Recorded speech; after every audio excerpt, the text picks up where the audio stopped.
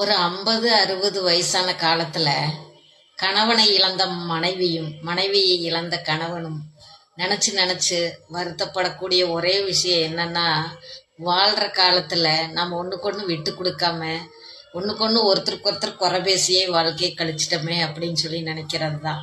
பின்னாடி வருத்தப்பட்டு பிரயோஜனம் இல்லை. இருக்கிற காலத்திலேயே ஒண்ணுக்கு விட்டு கொடுத்து அன்பாவும் பண்பாவும் பாசமாவும் நடந்துக்கிட்டு போங்க. சண்டை வரும், குடும்பத்துல சண்டை வராம இருக்காது. அதுக்காக பேசாம இருக்கிறது, ஒண்ணுக்கு ரொம்ப சண்டை போட்டு ரொம்ப இது பண்ணிக்கிறது, அந்த மாதிரியெல்லாம் செய்யாதீங்க.